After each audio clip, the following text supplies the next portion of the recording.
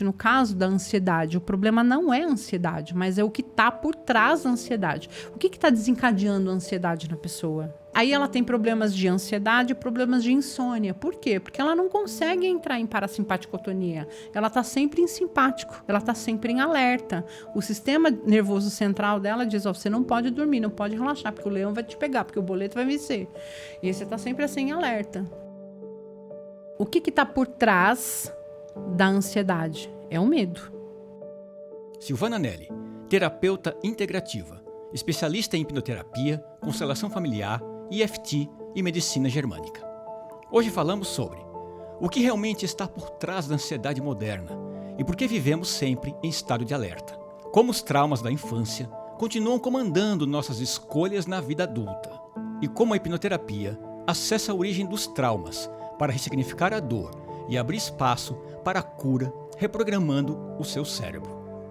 E aí, se ela não olha para as demandas que vieram, que chegou nesse ponto de desenvolver uma ansiedade, o cérebro vai dizer, tá bom. Não trata a ansiedade? Beleza, vou te mandar mais um, então, para ver se você... Aí vem a síndrome do pânico. Então, dependendo do estado emocional da mãe, a criança vai captar aquilo e ela vai levar aquilo como um comportamento. Até os 7, 8 anos de idade, entre o consciente e o subconsciente, o que a gente chama de fator crítico, faculdade crítica, aquilo está em formação. Então, o subconsciente daquela criança é um campo aberto. Lógico. Aquilo é um campo aberto, é uma esponja. Tudo aquilo que ela ouve, vê, observa, presencia, passa a ser verdade absoluta para ela. O sintoma é funcional. Por isso que eu não concordo quando alguém diz que depressão, ou ansiedade, ou bruxismo, ou fibromialgia, ou diabetes, ou câncer, ou seja, o que for, é uma...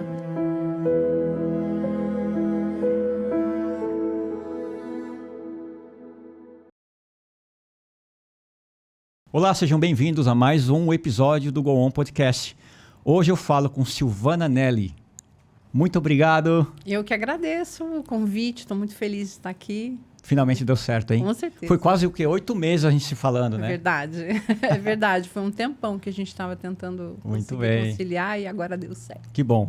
Quem manda você ter uma agenda muito lotada, pois cheia, né? Fazer o quê, né? Mas faz parte. Eu também viajei, né? Fui lá pro Caminho de Santiago de Compostela. Foi a época que eu estava montando aqui o estúdio, né? Para essa nova etapa. Sim. Então é muita coisa que a gente tem que organizar, né? É verdade, é verdade. E faz parte, né? Da nossa vida, toda essa demanda aí.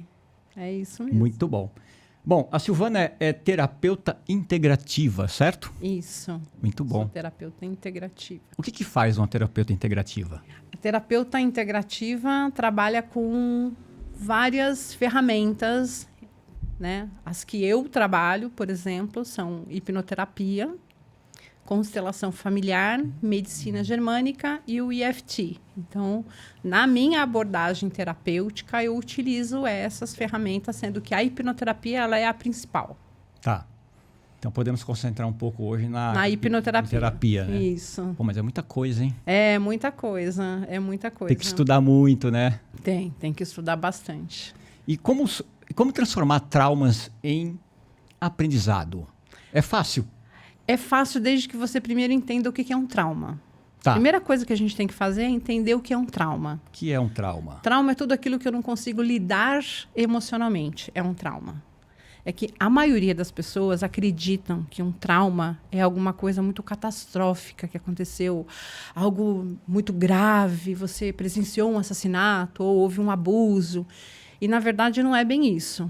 Trauma é tudo aquilo que você não consegue lidar emocionalmente. Então, imagina que você era criança, estava na sala e você derrubou o seu danoninho no tapete e a sua mãe grita com você: "Ei, menina, olha o que você fez!"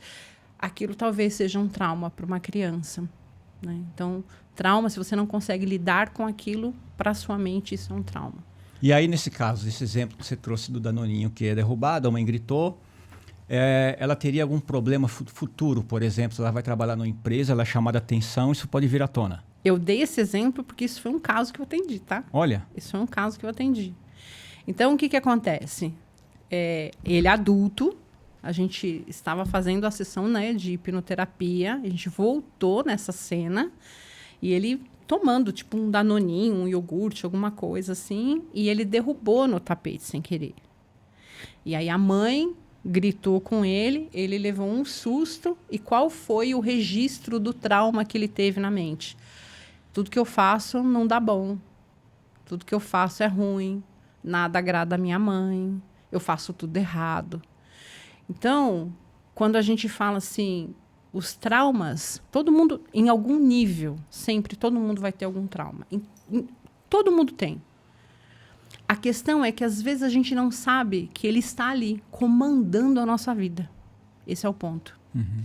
Então, ele foi levando isso para a vida dele. Tanto é que ele tinha dificuldade em se manter em empregos, porque na cabeça dele, ele não conseguia agradar o chefe.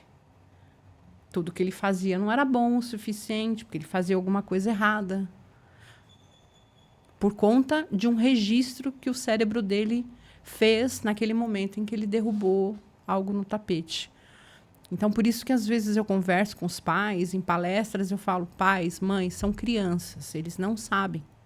Então, se quebrou um copo, derrubou alguma coisa no tapete, ou alguma coisa que tenha acontecido que te desagradou, converse com seu filho. Fala, filho, tá tudo bem, não tem problema, a mamãe limpa, da próxima vez a gente precisa tomar um pouco mais de cuidado, né? Alguma coisa assim, para que o cérebro dessa criança não vai registrar aquilo como um trauma. Lógico. Porque o que acontece? A gente chama, né? O que é um trauma? É um evento causador inicial, é um ECI. Então, naquele momento, ele teve esse trauma. Porque o cérebro, ele aprende por duas vias. Ou é por repetição, ou por um alto impacto emocional. É assim que o cérebro registra um trauma. E aí, o que acontece? Vieram os ECS, que são os eventos causadores subsequentes. Então, qualquer coisa que ele fazia, a mãe gritava. Não sei o quê. E aí, esse menino foi registrando. Só que ele não foi registrando. Minha mãe está nervosa com o trabalho e descontou em mim. Não, a criança não pensa, ela não formula desse jeito. Ela acha que é com ela. O que foi que eu fiz que desagradou a minha mãe? E aí, sim, esse trauma vai gerando um comportamento. Então, trauma é tudo aquilo que a gente não consegue lidar emocionalmente. As crianças, elas não sabem lidar com as emoções. Tanto é que hoje eu falo que eu não atendo nem adulto, né? Eu só atendo criança. Porque quando chega lá, senta na cadeira, não é o adulto que está ali, é a criança. Tá, entendi agora. Nossa. É a criança, não é o adulto, é a criança que está ali. Você acha que quantos por cento desses traumas que a gente carrega hoje na fase adulta vem da infância? 99,999%. Meu Deus. Na primeira infância, onde tudo começa. Tudo isso? Tudo isso começa na primeira infância. A gente tem que entender que quando a criança está em formação no ventre da mãe, no terceiro mês de gestação, o tronco cerebral dessa criança está em formação.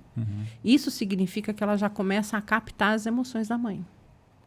Então, dependendo do estado emocional da mãe, a criança vai captar aquilo e ela vai levar aquilo como um comportamento. Porque lembra que eu te falei que o cérebro ele aprende por duas vias? Ou é por repetição ou por alto impacto emocional. Então, se é uma mãe que tem um comportamento muito ansioso, esse bebê fatalmente vai ter esse comportamento por uma questão de aprendizado, porque ele vai repetindo aquelas emoções. Então, e por que isso acontece? Porque o cérebro ele não gosta de gastar energia. O nosso cérebro não gosta de gastar energia. Você imagina que é uma coisinha pequenininha, que pesa 1,5 kg, que tem a textura de um tofu, mas que gasta mais de 20% de glicose, né, do nosso corpo. Isso ele trabalha muito para manter a gente vivo. Então, quando o cérebro começa a observar que existe um comportamento em repetição, ele pensa o seguinte, opa, vou automatizar esse negócio que é para economizar energia. Sim. E aí é onde acontecem os traumas instalados com sucesso. Muito bom, muito bom. Entendeu? Então, a gente precisa entender como é que o cérebro vai trabalhar e processar isso. Porque algumas pessoas falam assim, eu quero fazer hipnoterapia, mas... aí se eu descobrir algo, mas e se vier algum... Na realidade, tudo aquilo que você viveu na sua primeira infância moldou o adulto que você é hoje. Então, se você é uma pessoa disfuncional, em algum nível, provavelmente existem traumas, né? Que estão aí por uma questão da primeira infância. Tudo começa lá, né? Eu acho que faz todo sentido. Eu lembro de uma história que um amigo meu me contou. Um amigo meu que é professor de astrologia. Inclusive, ele veio aqui no canal já umas vezes. E ele fala que tem uma amiga dele que ela estava grávida e teve ela trabalhava num banco e houve um assalto e ela foi feita como refém. O filho nasce depois de anos, né, e vai seguindo, ele tem fobias, medos assim que não explica de onde vem, sabe, uma certa insegurança. Então você vê, tem um caso real que me veio agora na memória disso que você está me falando. Exato. É que às vezes algumas pessoas têm consciência, a maioria das pessoas não tem consciência disso. Tá. Né? É uma proteção essa coisa de guardar no inconsciente? Não é que é proteção. Entenda o seguinte, o nosso cérebro, a função dele, na verdade, nada mais é do que nos manter vivo. Tá. Custe o que custar, gostando você ou não. Tá. Então, ele vai fazer isso, custe o que custar. Sim. Então, todas as vezes que o cérebro percebe um padrão de repetição ou algo que para ele que gerou uma emoção muito forte, ele entende o seguinte, fala, opa, isso aqui é importante. Isso aqui é importante. E aí ele vai fazer algo com aquilo. É onde vem os sintomas. Porque sintoma, na verdade, nada mais é do que o seu cérebro falando com você que existe algo que precisa ser olhado, que precisa ser visto, que precisa ser corrigido. Puxa, a gente negligencia isso, hein? Exato. A gente vai tocando, empurrando com a barriga. Vai empurrando com a barriga. Né? Então, e é interessante que eu falo que na hipnoterapia, falo que a hipnoterapia ela é para todo mundo, mas nem todo mundo é para hipnoterapia. Nem todo mundo está pronto ainda. Por quê? Porque, na realidade, você precisa realmente estar com aquela dor que você não aguenta mais para fazer hipnoterapia. Quando você fala assim, nossa, já deu. Tem que estar transbordando pelo balde já. Exatamente, é o transbordar do balde. Meu Deus. Quando a pessoa fala, cara, não aguento mais. Porque enquanto tá funcional, a coisa tá indo, faz terapia, tem um monte de abordagens maravilhosas aí, né? Eu falo que terapia boa é aquela que funciona para você. Essa é a terapia boa. Tá. Né? Mas quando chegou num nível que você já ficou disfuncional, que você não aguenta mais, aí Mas aí é porque quando eu não tô nesse nível, eu ainda tenho forças para pôr barreiras, para não entrar muito fundo, seria uma... Ou é porque é porque o balde ainda cabe umas gotinhas mesmo. É que aí você ainda tem condição, né, de lidar com aquela situação. Tá. Mas o ideal, eu estou aqui pensando, se a gente consegue já identificar no início e lidar com ela, não seria mais fácil? É o melhor. É o melhor, Esse né? seria o melhor. Tá. Mas não é a realidade. As pessoas... O que você tem visto hoje, na realidade, as pessoas só vão quando está transbordando. O ideal seria ter um balde furado, né? Que do mesmo jeito que entra, sai. Sim. Esse era o ideal. Esse é o sonho. Só que elas guardam, né? Vai guardando no balde. As pessoas vão guardando. As pessoas interessante vão guardando. Essa analogia do balde. A gente não tinha parado para pensar nisso. É isso. A gente vai guardando ali de tudo, né? De tudo, absolutamente tudo. Esse é o grande problema, né? E aí, assim, como a mente ela não sabe a diferença do real e do imaginário, porque a mente ela tem características muito interessantes que eu falo, gente, se isso fosse ensinado nas escolas... Hoje, a gente teria, por exemplo, pessoas não sofrendo com ansiedade, depressão, síndrome do pânico, né? Não teriam um problema com procrastinação, desde que elas soubessem como que a mente funciona. Então, a mente ela tem características muito interessantes. A mente não sabe a diferença do real e do imaginário. Ela não sabe. Então, aquilo que você está vendo e aquilo que você está imaginando, para sua mente é real, aquilo existe. Então, se você pensar assim, se você estiver vendo um carro te atropelar e imaginar que você está sendo atropelado por um carro, para sua mente é a mesma coisa. Aquilo aconteceu, de fato. Outra coisa, a mente ela não tem passado e futuro. Não existe isso para a mente. Por isso que muitas pessoas também adoecem. Se a mente ela não sabe o que é passado e futuro, só existe o aqui e o agora, pensa no seguinte, ó. Também um outro caso que eu quero trazer aqui, de fato aconteceu. Uma pessoa que apanhava muito do pai, mas apanhava muito, muito, muito do pai. Tudo o pai batia, o pai era alcoólatra, apanhava muito. E ela guardou muita mágoa desse pai. E ela não conseguia se relacionar com ele em hipótese alguma. Só que todas as vezes que ela lembrava das surras que ela tomava, para o cérebro ela estava apanhando agora. Entendi. Então, por isso que aquilo não conseguia se cicatrizar, aquilo não conseguia se resolver. Então, era sempre mais do mesmo. Então, ela continua apanhando. Por mais que já tenham passado mais de 20 anos, ela continua apanhando. Entende? Porque a mente não sabe passado ou futuro. Ela não sabe. É o aqui e o agora. Então, a partir do momento que você está lembrando de coisas que te machucaram, que te marcaram, a sua mente ela vai reportar como se estivesse se repetindo. Tá. Outra coisa interessante também é que a mente ela é literal.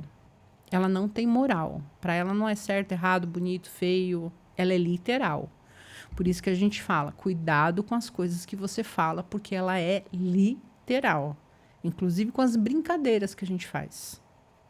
Ela é literal.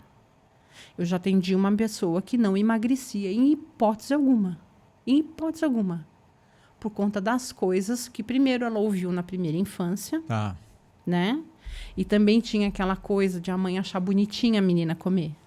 Ai, filha, comeu tudo, que linda. A mamãe fica feliz quando você come. Então, o que eu faço para alegar os meus pais? Eu como. Né?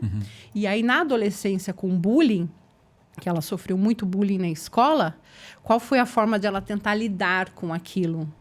Ela fazia graça dela mesma. Nossa Senhora. Então, na medida que ela ia fazendo graça dela mesma, fazendo piadinhas sobre ela mesma, a mente entendia que ela tinha que crescer cada vez mais. Isso eu já ouvi muita gente fazendo essas autopiadas, né, o tempo todo. Exato. Para se inserir. Só que a mente, a mente não entende piada. A mente não entende brincadeirinha. A mente, ela é literal. Tá. Por isso que eu falo, para de falar a minha ansiedade. Ah, legal. Para de falar a minha depressão. Para de falar, por exemplo... Meu câncer. Exato. Eu ia falar exatamente isso. Então, pessoas que falam isso, a mente entende o seguinte, tá bom, se é teu, se você está falando que é seu, eu vou fazer de tudo para que ele continue sendo seu, porque ela é literal. Nossa. Às vezes, o processo de cura tá numa virada de chave. E aí eu falo que quem tem que virar a chave não é o terapeuta, é a pessoa que vai virar essa chavinha. Às vezes, o fato de você falar a ansiedade, a depressão, o câncer... Já muda muito. Já muda muita coisa. Já muda muita coisa. Então, eu falo que esse tipo de coisa tinha que ser ensinado nas escolas, como é que a nossa mente funciona. Nas escolas e também, eu penso aqui que na família.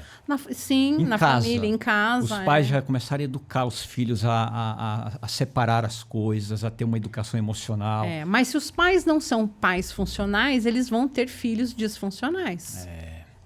Né? Porque os filhos vão fazer o quê? Eles vão repetir um padrão. Repete o padrão. Eles vão repetir um padrão, né? Infelizmente. Então, eu falo assim...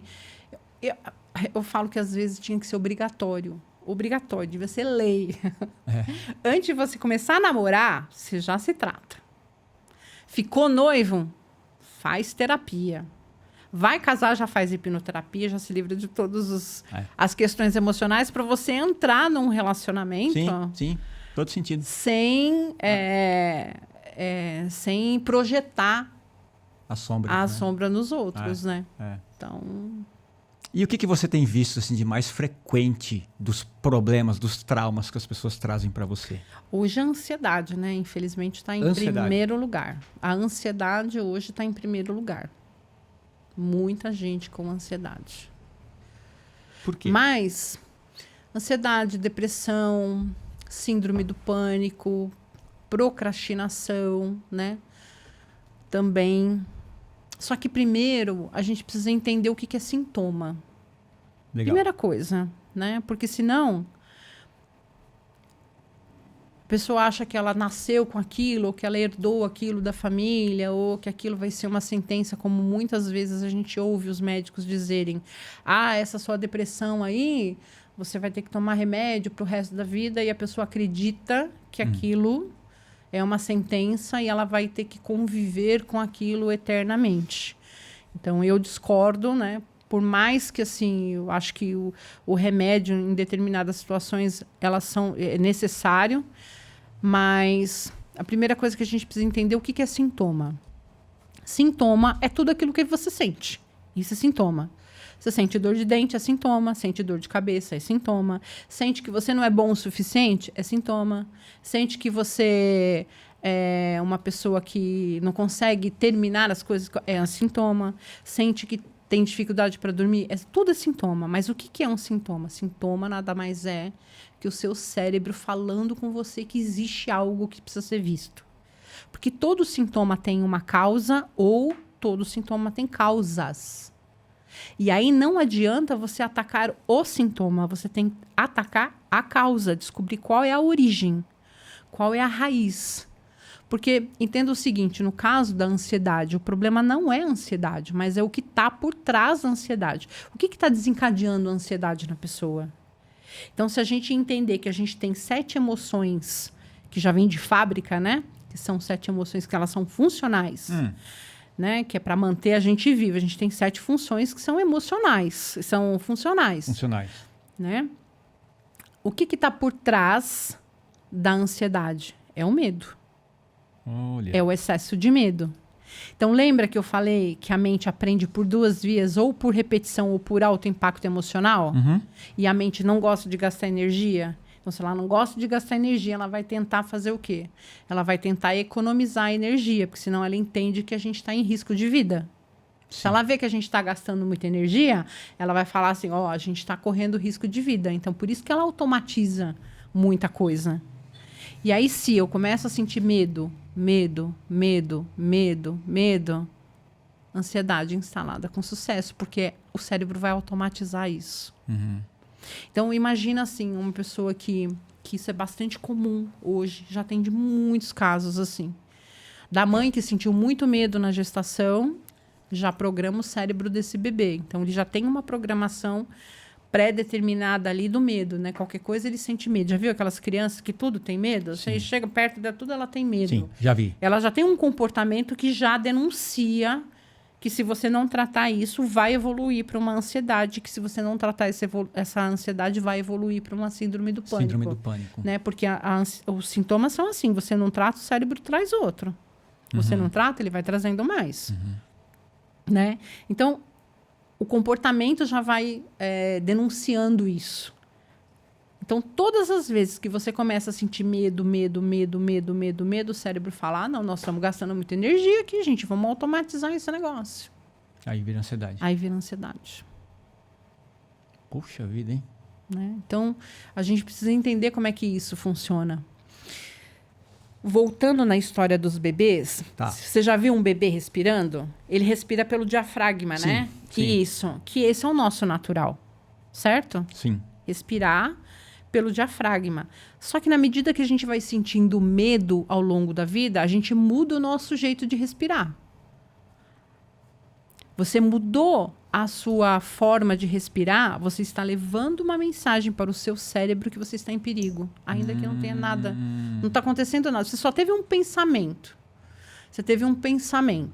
Então, assim, se o cérebro não sabe diferenciar real do imaginário, lembrando que o nosso cérebro ele é primitivo. A gente ainda tem um cérebro primata.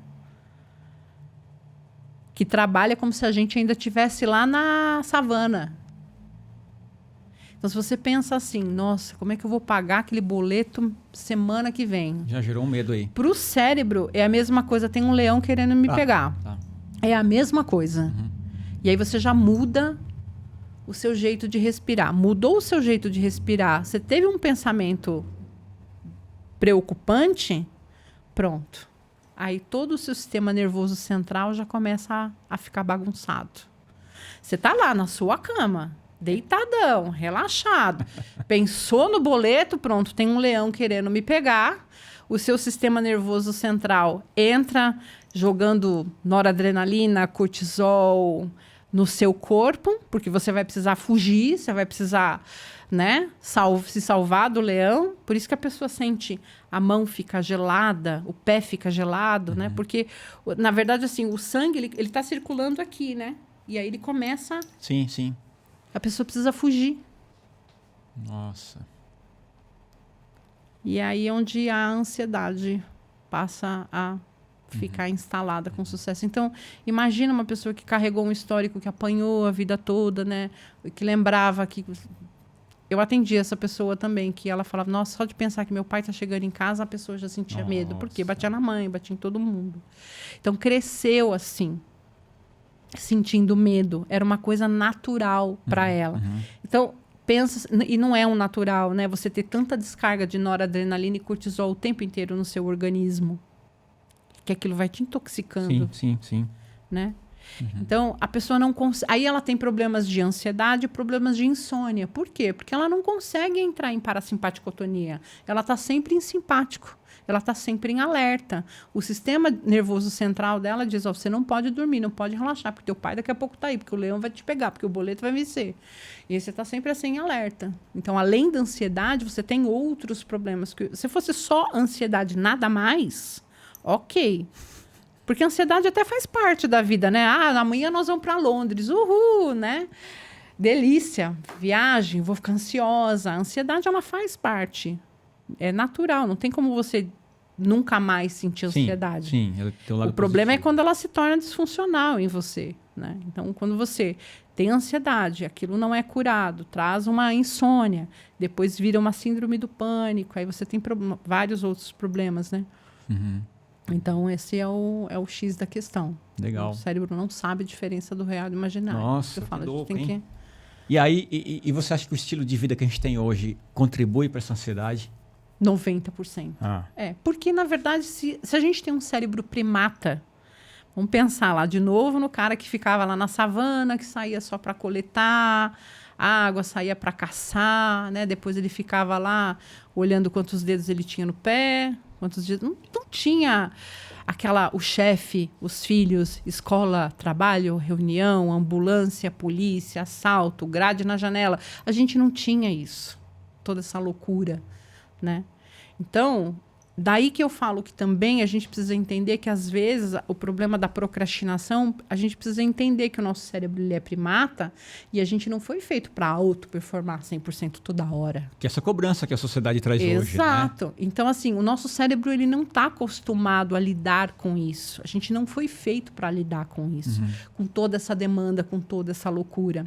Por isso que a gente está adoecendo. Então, se a gente entende como o nosso cérebro funciona e que a gente precisa se desligar de tudo isso, a gente consegue voltar um pouco à nossa essência, à nossa origem, né? Aí falar, tem gente que não consegue fazer meditação. Ela provavelmente não consegue fazer meditação porque ela não sabe o que é uma meditação. Sim.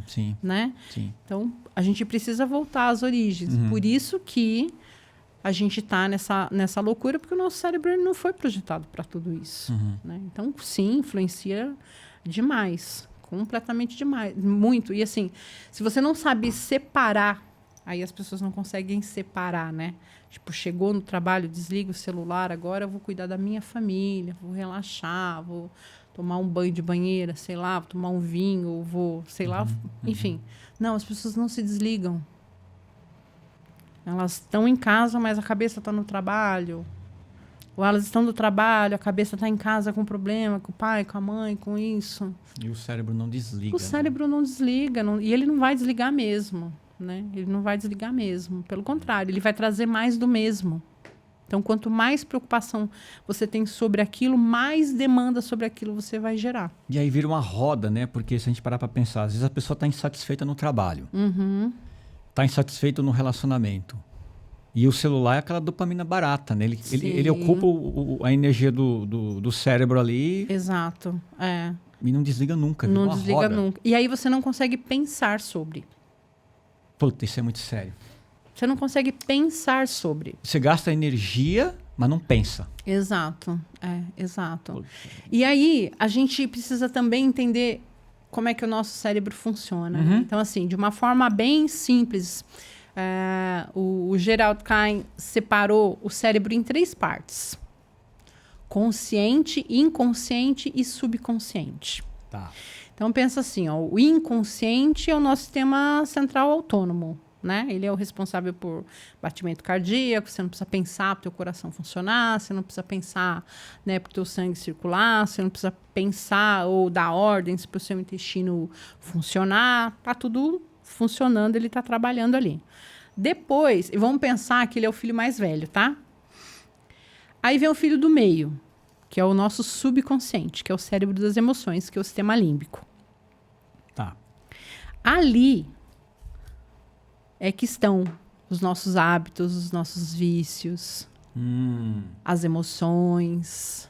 Tá. Por isso que a gente fala que a gente é muito mais emocional do que racional, Ah, total. né? Total. Isso. Ainda Aí mais os que se dizem racionais, né? Não, a gente, na verdade, a gente é um ser emocional com lapsos de racionalidade. Não é? Aí depois vem o caçula, que é o córtex pré-frontal, que é a parte racional e analítica, né? Uhum. E que muitas pessoas não sabem, né? Que a pessoa fala assim, eu sou racional e tal. Não, a gente é um ser emocional com lapsos de racionalidade. Ponto. Isso é fato. Só que essa parte do córtex pré-frontal, ele termina de amadurecer lá para os 25, 26 anos. Então, não tem como você pedir, por exemplo, para um adolescente de 18 anos ser um cara maduro, porque nem o cérebro dele está pronto ainda. Mas a gente cobra. A gente cobra. A sociedade cobra. A sociedade cobra. Entendeu? É. Então, pensa. É. Não vai pensar, gente.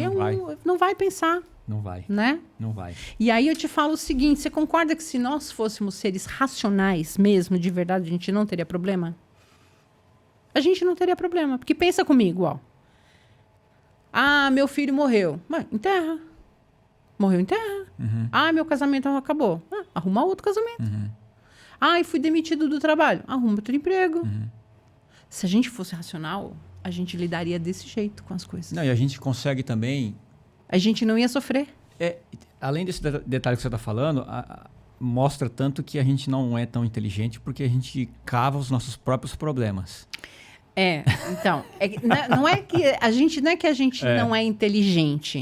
Na verdade, a gente não sabe utilizar o nosso cérebro ao nosso favor. A nosso favor, Porque inteligência a gente Sim. tem. A questão é que a gente acaba não pensando, né? Por exemplo, você tem uma questão para você lidar e você fica lá trolando o dedo no celular e você não pensa no que tem que resolver. Sim. Porque a gente vai realmente, de fato, buscar dopamina barata, né? Então, assim, se a gente fosse de fato racional, a gente não teria nem problema. A gente não teria problema, porque a gente lidaria com eles de uma forma muito simples. Uhum. A gente não iria... Mas a gente não é. A gente é um ser emocional. É verdade. Porque a gente tem um cérebro emocional que está no comando na maior parte do tempo. Então, pensa assim, imagina, você está no trânsito, está lá dirigindo de boa, está tranquilo, ouvindo uma música lá e, de repente, você leva uma fechada. Você levou uma fechada, já vem... Não vem aquela raiva, aquela emoção, você já perde o controle, você já tem vontade de descer, pegar o cara que te fechou e socar a cara dele? Nessa hora, pensa o seguinte, ó, consciente e subconsciente. Então, ele está abaixo da ciência, certo? O seu córtex pré-frontal, a parte racional e analítica, ela faz assim, ela sai de cena e o seu subconsciente fala, agora, eu tô mandando aqui nesse pedaço. Por isso que a gente faz um monte de besteira. A gente fala um monte de besteira, porque o subconsciente ele entra em ação simplesmente a parte consciente dá uns passinhos para trás. Fala, agora não posso fazer mais nada. Ainda mais se ela não for bem desenvolvida. Posso fazer mais nada. Exatamente. Se ela não for. Então, assim, é o cérebro que agora manda no pedaço, né? Vixe, Maria. Nossa, que legal, hein? Legal? Não, na verdade não é legal. Legal entender. Legal entender. Mas o resultado que a gente tem visto por aí é catastrófico, né? Exato. Então, por isso que a gente fala muito sobre inteligência emocional. Inteligência emocional é exatamente você controlar as suas emoções. Então, assim, foi você que deu a fechada? Não, você levou uma fechada. O que você pode fazer sobre aquilo? Nada. Nada. Agora, se a pessoa se descontrolou nesse ponto... A ponto de... É um sintoma grave, né? significa que aquilo que te incomoda no outro diz mais sobre você do que o outro. Certeza. Então, se é uma pessoa que perde o controle no trânsito, perde o controle quando a mulher fala, perde o controle quando os filhos também... de novo, é o sintoma, porque também isso é um sintoma. Sintoma tá aqui Isso na também frente. é um sintoma. É. Que precisa ser visto. O que foi que aconteceu com esse cara que estava lá dirigindo de boa, ouvindo uma musiquinha, que na hora que levou uma fechada ele se transformou? Uhum. Por que a raiva veio com tanta intensidade a ponto de ele querer pegar um revólver e matar o cara? Alguma coisa tem dentro dele que precisa ser vista. Poxa vida. Por isso que nas terapias o que mais aparece é medo, tristeza e raiva. É o que mais aparece. Que são as 7 emoções primárias, né? Você pode falar de todas? Posso. Tristeza, alegria, medo, nojo, raiva, surpresa e desprezo. Desprezo. Olha. Temos essas 7 emoções que a gente tem, elas são funcionais. Uhum. Tristeza não é nem bom nem ruim, ela é funcional. Tudo que a gente tem de emoção primária, ela cumpre função. Vou te dar um exemplo. Você sabia que nojo é uma emoção primária? Não. Não? Não sabia. Então, imagina o seguinte. Imagina que você tem aí... Feche seus olhos um pouquinho. Imagina que você tem um copo bem bonito na sua mão. Imaginou? Ele está vazio. Agora eu quero que você comece a encher ele de cuspe. Vai cuspindo dentro dele aí. Enche ele de cuspe. Vai cuspindo dentro do copo aí. Encheu o copo de cuspe? Enchi. Isso. Agora é só beber. Não dá. É impossível, né? Não dá. Mas não tem cuspe dentro de você agora? Tem. Não tem fezes aí dentro de você? Não tem urina dentro de você, não? Uhum. Mas por que quando sai a gente sente nojo? É muito doido, né? Por quê? Porque É uma emoção... porque ela é funcional, ela é para sobrevivência. Se a gente não tivesse essa emoção, você concorda que a gente estaria comendo coisas estragadas o tempo inteiro e aí a nossa preservação de espécie estaria em risco? Por que os animais na floresta não comem bicho morto? Coisa estragada, né? Não come, por uma questão de preservação de espécie. Então, assim, as nossas emoções, a gente precisa entender isso. Que as emoções, elas cumprem função. Então, a pessoa que fala, eu sinto muita tristeza, essa tristeza que está aí, se ela for repetida muitas vezes, o cérebro vai transformar isso numa depressão. Tá. Certo? É a mesma coisa que a ansiedade. O medo sentido muitas vezes, o cérebro vai automatizar, assim como a tristeza. Sentida muitas vezes, vai automatizar, vai virar uma depressão. Porque o cérebro não gosta de gastar energia, então ele vai... É daí que surgem os sintomas. Tá. Aí você falou de sintomas, você falou de uma outra coisa que eu tinha esquecido, que eram 2 coisas aqui. Era o sintoma e... Eu não lembro agora, você tinha falado o sintoma e... Do emoção versus sentimentos? Você te falando que o sintoma seria a raiz... Das origens, né? As origens. Sim, origem. Ela tem origem. Então, Tá. o sintoma nada mais é do que algo que foi acontecendo, e que o seu cérebro precisou enviar aquele sintoma para você olhar para essa origem aqui. Tá, ótimo. Né? Tá. Então, tem uma origem, tem uma raiz, tem uma causa ou causas. Então, o sintoma ele não aparece do nada.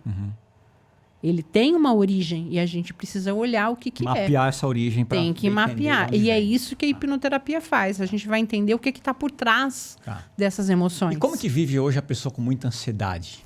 Como que você tem visto hoje na sociedade? Não vive, né? Na verdade, não vive. Não tem qualidade de vida. Uma pessoa que vive ansiosa, ela não tem qualidade de vida. Porque ela não vive o aqui e o agora. Ela não consegue prestar atenção no que está acontecendo no aqui e no agora. Ela não respira direito, ela não come direito, ela não dorme direito. Ela nunca está em paz, ela nunca relaxa. Por que ela não relaxa? Porque ela está sempre com o sistema nervoso central dela no simpático tônico. Tá. ela não consegue relaxar. A gente tem o sistema de simpático tônico e o parasimpático tônico. Ela não consegue parar, ela não consegue relaxar. O sistema nervoso central dela está sempre falando, você tem perigo, você precisa fazer alguma coisa, você precisa fazer alguma coisa, você precisa fazer alguma coisa. Entende? E aí, se ela não olha para as demandas que vieram e que chegou nesse ponto de desenvolver uma ansiedade, o cérebro vai dizer, tá bom. Não tratou a ansiedade? Beleza, vou te mandar mais um, então, para ver se você... Aí vem a síndrome do pânico. E vai acumulando. Tá. Muito bom. Agora, você pode falar um pouco sobre a relação entre mente, emoções e doenças físicas? Na verdade, nós somos um ser integral, né? Tá. A gente é um ser integral. Mas então, a sociedade trata separado. Não tem como separar isso. Não tem. Não dá. Nem existe como. Não tem. Você imagina, você fala pro teu espírito, você fica em casa que eu tô indo trabalhar. Não dá, não tem como. Muito doido, né? A gente é um ser integral. Então, tudo que acontece no nosso corpo, na nossa mente, tudo, ele tá interligado. Sempre vai estar interligado. Não tem como desconectar isso. Então, todas as nossas demandas emocionais, elas começaram em algum ponto na nossa emoção. Tá. E aí, dependendo do tipo de demanda emocional, aquilo ou vai afetar o seu corpo também, como a insônia, por exemplo. A pessoa não conseguir dormir é a mesma coisa do problema da ansiedade. Ela não consegue relaxar, ela não vai para parasimpático. O bruxismo. Puxa, isso aí pega, hein, na galera. O que é o bruxismo? O bruxismo, o que está por trás do bruxismo? Sempre tem que pensar isso. Se eu estou sentindo muito esse sintoma, eu preciso entender o que está aqui, ó. Ele está aqui embaixo, eu não consigo nem ver. Ele está aqui debaixo da mesa, ó. Ele está aqui, eu não consigo ver. Eu preciso entender o que está aqui. É excesso de raiva. Olha. De novo, a pessoa sentiu raiva. Porque você concorda que a gente não pode sair mordendo as pessoas por aí, né? Dá vontade de a gente morder chefe, morder marido, morder esposa, né? Porque, na verdade, nós somos bicho. Somos ou não somos? A gente é um animal, né? A gente é um animal, certo? Então, o que acontece? Essa parte aqui é que a gente vai sentindo raiva e você não pode externalizar a raiva, eu falo melhor para fora do que para dentro. Se você vai contendo essa raiva, vai contendo essa raiva, vai contendo essa raiva, à noite o seu corpo precisa processar isso. Ele precisa... É onde começa a nascer o bruxismo. E aí você tem problemas de estômago, úlcera, gastrite também, porque são coisas que o teu corpo precisa começar a processar, porque existe algo ali que não foi digerido. Uma questão que não foi digerida, ela está ali, ela está aqui. Veja, vamos usar o exemplo dos cachorros, por exemplo. Eu tenho um Schnauzer que se chama Toby José. Ele tem 9 anos. Legal. Ele é um doce, ele é um amorzinho, nunca tocou ninguém, ele é um amor. Só que se eu fizer alguma coisa para ele que ele não gosta, ele vai mostrar os dentes para mim e ele já mordeu o meu marido, por exemplo. Porque ele não gosta de beijo, ele não gosta que dá beijo nele. E meu marido foi lá e deu um beijo nele e ele mordeu ele aqui, ó. Os animais, eles simplesmente, eles põem as emoções para fora. E o ser humano tem uma tendência a guardar, né? E o ser humano faz o quê? O ser humano, ele dá significado para aquilo. Isso é legal que você está falando, hein? E quando a gente começa a dar significado para as coisas, a gente adoece. Fale um pouco mais sobre isso. Dar significado para as emoções. Que o problema não é a coisa, mas é o que a coisa significa para você. Mas isso é uma coisa da mente irracional, não é? Não, é da mente inconsciente, na verdade. Porque se a gente fosse racional, a gente não estaria contabilizando isso. A gente simplesmente, entendeu?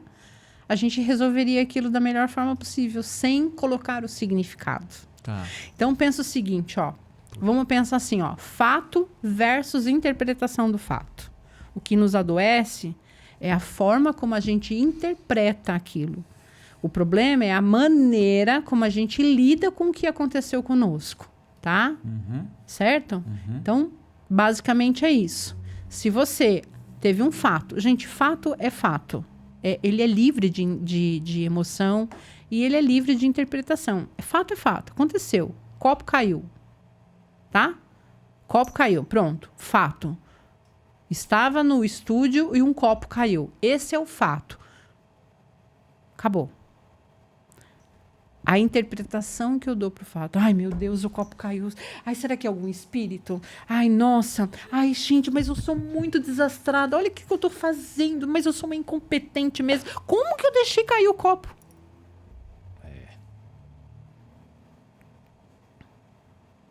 O que nos adoece não é o que acontece, mas é a interpretação que a gente dá para aquilo que nos acontece. Então, quando a gente começa a separar as coisas, eu falo, nos meus atendimentos, eu sempre falo, ó, depois chega na sua casa e começa a fazer um exercício que isso é para a vida toda.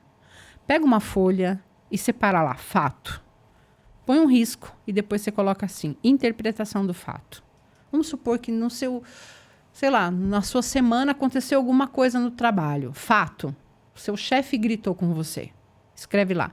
Meu chefe gritou comigo. Um exemplo. E aí você vai colocar a interpretação do fato. Ah, eu me senti uma merda. Ah, eu me senti uma pessoa desprezada. Ah, eu me senti menosprezada. Senti que foi injusto.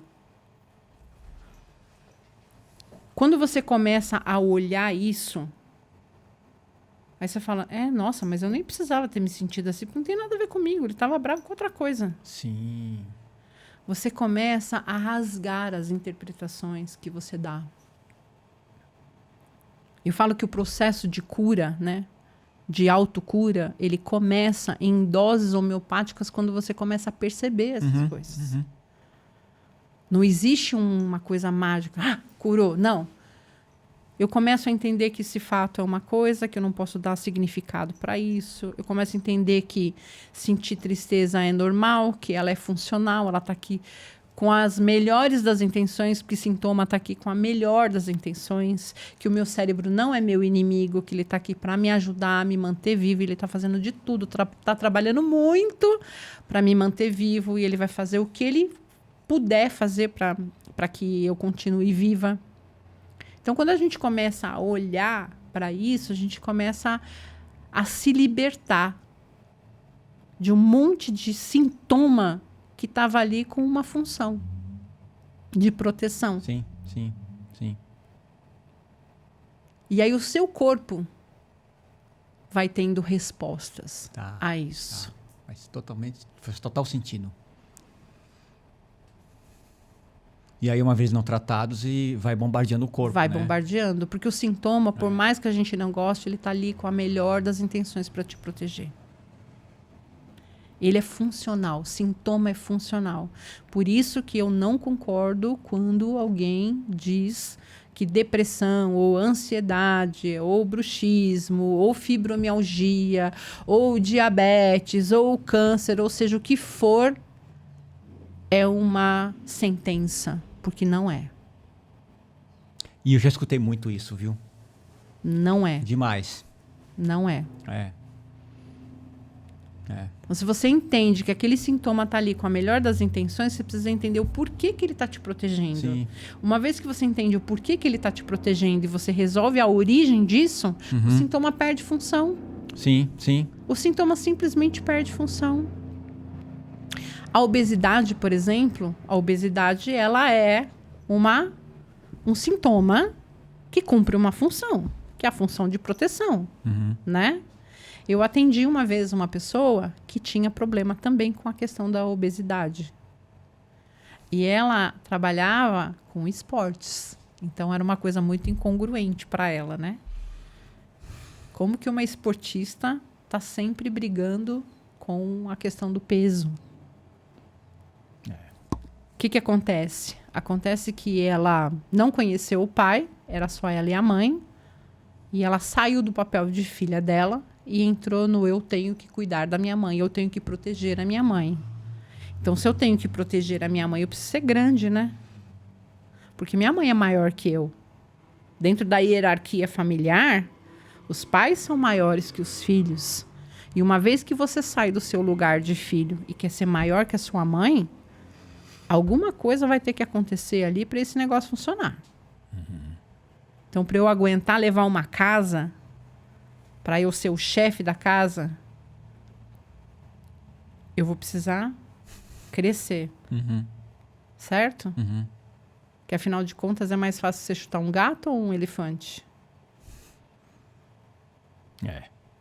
Entende? Então, todos os sintomas, eles estão ali com a melhor das intenções e tá ali para te proteger. Então, quando você entende isso e não olha para o sintoma como um arqui-inimigo, tá lá para me destruir, tá lá porque não. A pessoa começa a entender. Entendeu a causa, entendeu a origem, o sintoma perde função e aí a cura, a autocura acontece, né? Legal. Porque o nosso corpo ele foi preparado para autocura. Ele se autorregenera. Se você fizer um corte na sua mão, dormir, você pode ter certeza que à noite todo o processo de cicatrização vai acontecer. Você não vai precisar ficar falando, vai, cura, vamos, ó. O corpo vai fazer isso. A gente tem tudo o que a gente precisa para o corpo se autorregenerar. E o cérebro ele não é burro.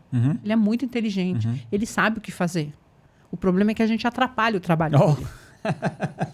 Eu tô aqui imaginando, você falando A aí. gente atrapalha. A gente faz muita coisa errada para poder dar errado, Muita viu? coisa errada. É, muita coisa errada. A gente estraga demais. Se ele foi feito para funcionar muito bem, a gente arrebenta com tudo. Porque... Por isso que eu falo que isso tinha que ser ensinado nas escolas. Meu, que louco.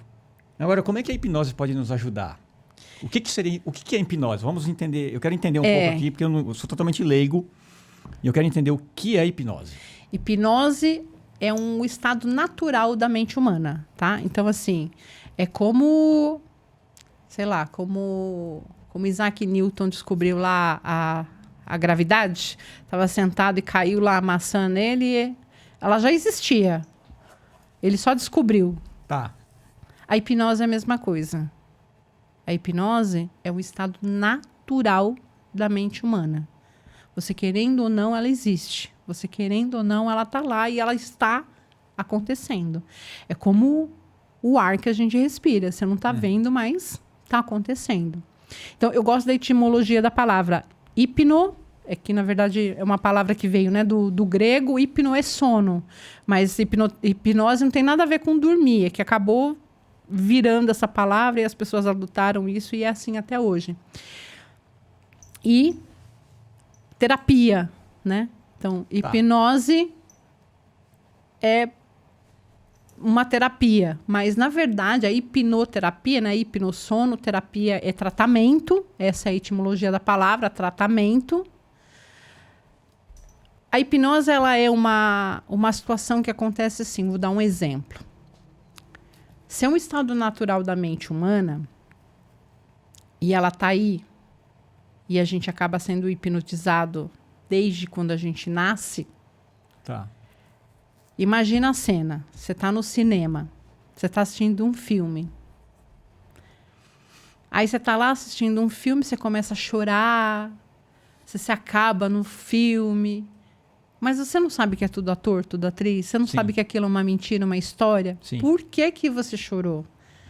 Porque aquilo encontrou uma emoção interna. Então, hipnose nada mais é do que um estado natural da mente humana, de algo que acontece e encontra...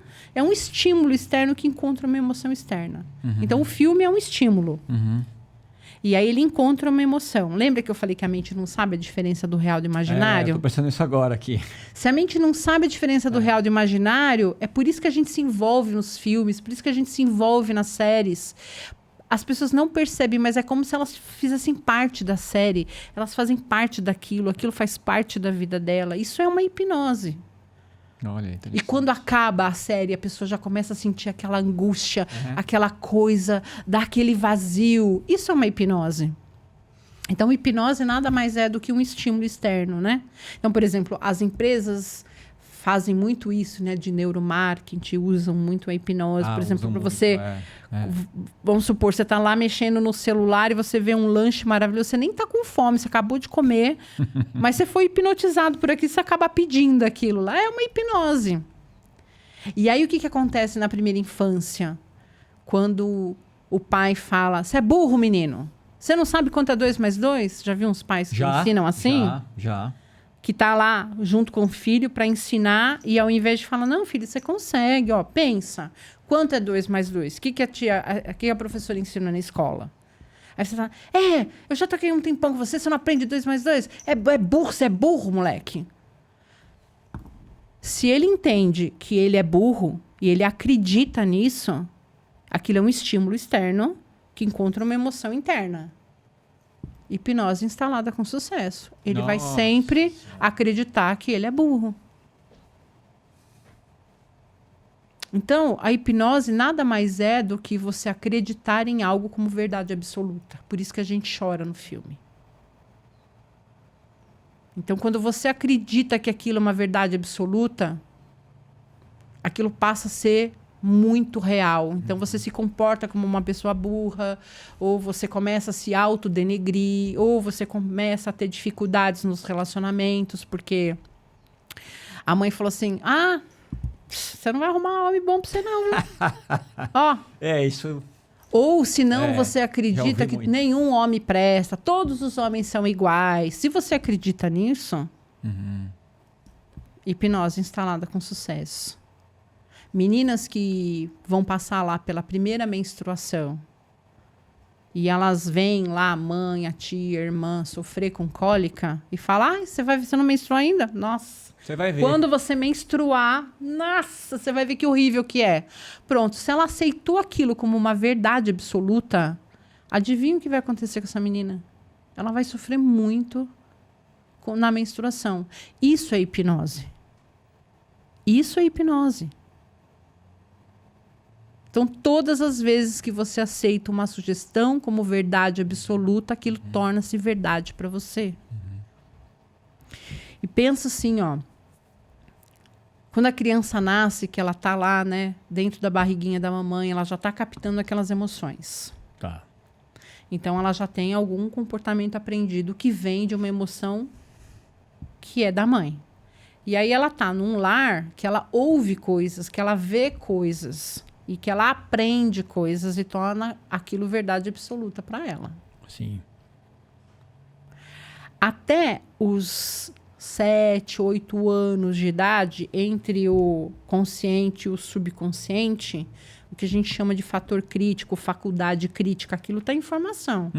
Então, o subconsciente daquela criança é um campo aberto. Lógico. Aquilo é um campo aberto, é uma esponja. Então, tudo aquilo que ela ouve, vê, observa, presencia, passa a ser verdade absoluta para ela. Porque ela não tem o filtro. Ela não tem o filtro. Se você falar para uma criancinha de 3 anos, olha lá, o papai está lá do outro lado da rua, você acha que ela vai olhar para os lados para atravessar? Não vai. Ela não tem essa faculdade crítica. Se você falar para ela que ela não vai ser ninguém na vida e ela tomar aquilo como verdade absoluta, ela vai ter muita dificuldade em ter sucesso nas coisas que ela faz. Por conta daquilo que ela acreditou, ouvindo na primeira infância. Dinheiro é sujo, dinheiro não dá em árvore.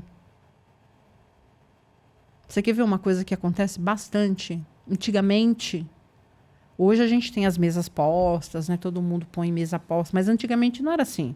Antigamente era aqueles copinhos simples, que você tomava lá o seu café da manhã, uma toalha simples, mas quando vinha visita acontecia o quê? Você colocava a melhor toalha, não era? Colocava uma xícara para visita. É isso mesmo. O que essa informação está passando para sua mente? Que você merece uma toalha velha, um copo velho. E quem está de fora mas quem merece melhor. É. Como é que a mente vai interpretar isso? Eu não sou merecedora de coisas boas. Isso não deixa de ser uma hipnose. Poxa vida, hein? Então eu falo que a hipnose, ela está em tudo o tempo inteiro. Tudo, o tempo todo. É o que você acreditou durante a sua vida que tornou aquilo verdade absoluta para você. Uma crença, né? Uma crença. E não é nem limitante, né? Porque a palavra limitante já fala, né? Crença. Você acreditou que aquilo é uma verdade absoluta, é hipnose. Então, isso é hipnose. Nossa, ao mesmo tempo é assustador entender isso, viu? Mas também é libertador. Porque a partir do momento que você entende que você foi programado e que as coisas que você viu, ouviu e viveu, acreditando que aquilo era uma verdade absoluta, hoje você tem a escolha de simplesmente jogar fora e reprogramar a sua mente. É verdade. E existem os estados de hipnose? Como é que funciona ou não? Existem alguns estados? Existe, porque na verdade que a gente precisa de emoção, né? Tá. Porque a gente precisa de emoção. Imagina que assim, ó, vamos voltar a falar do filme. Você tá lá no cinema. Aí tá você e a sua esposa assistindo aquele filme maravilhoso e ela tá lá chorando, se escabelando, só que você tá lá no celular, você não tá conectado com aquilo. Então você não tá se emocionando com o filme. Aconteceu comigo. Ela vai chorar, ela vai se conectar e você não. Né? Então, assim, eu falo que para você ter uma hipnose, você precisa ter uma emoção associada. Esse é o princípio. Lembre que as 7 emoções elas vêm de fábrica e elas são o nosso recurso de sobrevivência. Sim. Então, precisa ter uma emoção associada. Porque se você tá lá, fazendo lá a matemática, e teu pai te chama de burro e você não sente nada, você acha que esse menino, quando crescer, vai se achar burro? Não. Porque entrou por aqui, ele não deu, né? Ele tava achando graça, ele tava nem ligando. Então, sempre precisa ter uma emoção associada, tá? Então, teve uma emoção associada, pronto. Por exemplo, o cara lá do trânsito que eu te falei, que fechou o trânsito, tava lá de boa, ouvindo uma música, de repente, ele leva uma fechada e vem aquela raiva. Ali já é uma hipnose. Tá. Porque o consciente dele sai de ação e o sistema límbico dele, tá? Então, a primeira coisa que precisa acontecer é isso. É claro que, por exemplo, tem meditação, relaxamento, e você vai mudando, né? Alfa, teta e tudo mais. Mas para hipnoterapia, o que eu preciso é da emoção. Entendi. Tanto é que o meu protocolo de atendimento, eu nem uso aquelas induções formais. Ai, agora relaxa. Antigamente eu até usava. Sim. Relaxa, fecha os olhos. Agora conta até 10, respira. Imagina que você está descendo uma escada, tal, não sei o quê. Hoje eu nem uso mais isso. Hoje eu já vou direto na emoção. Se tem uma emoção associada, eu começo a falar com você, você começou a chorar, pronto. Já entrou. Já entrou. Você já entrou em hipnose. Tá? Por isso que eu falo que às vezes a hipnose acontece numa mesa de bar, tomando um café, tomando uma cerveja, né? Agora me veio aqui uma memória, a seguinte situação. A pessoa que tem um medo de perder o controle. E aí ela não entra no estado de hipnoterapia. E por que eu estou falando isso? Porque já recebi queixas, pessoas até próximas, de falar, puta, fulano de tal, tá passando por uns problemas, foi fazer terapia, não foi nem hipnose. Ele não se entregava, não se colocava, não trazia as coisas de dentro para fora. Ficava fazendo pegadinha com o terapeuta, se achando super esperto. Né? Achava que estava arrasando. Eu sou muito inteligente, não sei o quê. Ele não entra nesse estado.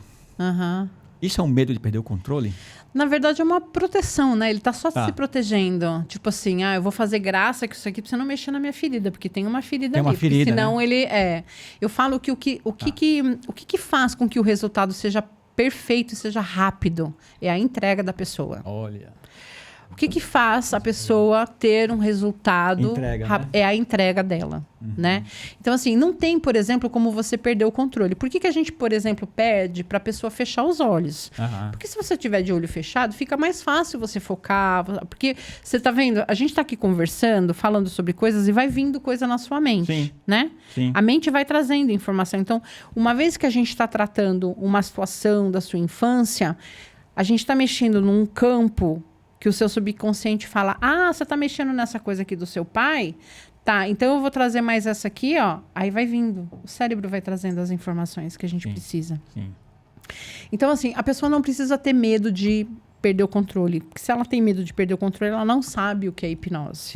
Já vi muita gente falar. Ela não tem como. Porque, por exemplo, vamos supor, se a pessoa estiver lá chorando muito, com o nariz escorrendo, tal, é só abrir o olho, vai no banheiro, limpa o nariz, lava um pouco o rosto e a gente volta. Então não tem como, não tem como perder o controle. Não existe isso.